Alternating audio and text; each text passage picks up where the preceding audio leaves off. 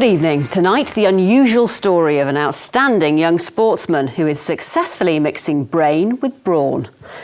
But first, children in care. Last week, one of Britain's foremost judges, Ronald Waterhouse, said that too many children are being taken into care too quickly. We had the story of a mother who claims that's what happened to her son. And we've discovered evidence that undermines one of the key allegations that led the authorities to take her child away. Tonight, the allegation that contributed to police taking a child from his mother. Tonight, our court battle to name the social worker who failed to investigate properly. Tonight, the Wales This Week revelation that proves the allegation cannot be true. It all started in August 2005. This is a reconstruction of what social workers told a court. A woman takes her child to a friend's house. Inside the house, the little boy takes to the play station. But social workers tell magistrates that the child, known as Child A, is being looked after by an unsuitable adult. They claim the boy is allowed to stay up all night. Our investigation supports the mother's claim that Child A was not there. There wasn't any truth in the allegation that I'd left my child with anybody, let alone anybody inappropriate. The allegation was part of a sequence which led to the child being taken from her nearly 3 years ago. Police arrived out of the blue. I was terrified, absolutely terrified. And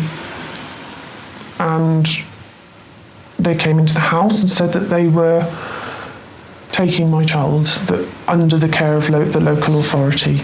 It was 2 days before Christmas 2005. I was completely out of my mind. It was like a movie. It was like a Hollywood film. It was just not real to me at all. The mother says she didn't even know of the allegation until after her son was taken away. I had no idea any allegations, serious or otherwise, were being made about me. The main social worker for Child A is known only as Social Worker X. The boy had medical problems as well as learning and behavioural difficulties. The social worker had concerns about the mother's care.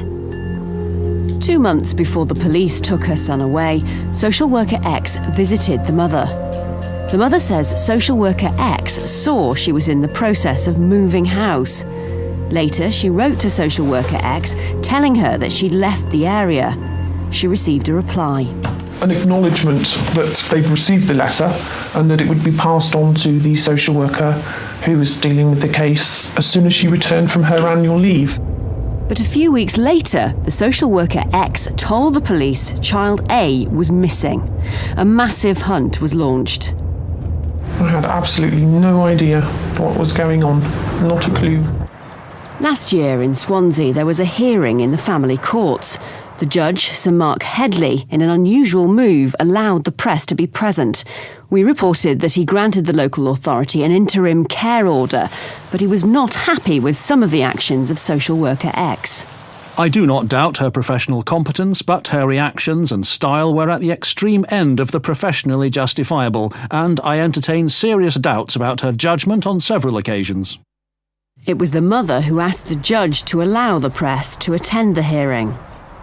I think the family courts should definitely be opened up. There's no independent scrutiny of the process that's going on. Experts are making mistakes. Professionals are making mistakes, and that's, a given in any profession. People aren't perfect. Judge Headley was also very critical of the way magistrates came to grant the orders, which allowed the police to seize Child A in December 2005. I regard these as very unsatisfactory circumstances in which to make an interim care order and in which to make a recovery order.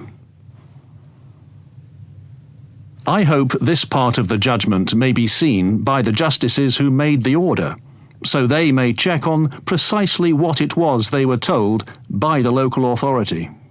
Last month, a spokesman for the magistrates' court system in England and Wales told us, "There is nothing to question the validity of the order which the magistrates made. As with all such decisions, magistrates would have based their decision on all the evidence and legal advice available to them at the time. Since the ruling last year, the mother has been back to court to try and get more access to her child.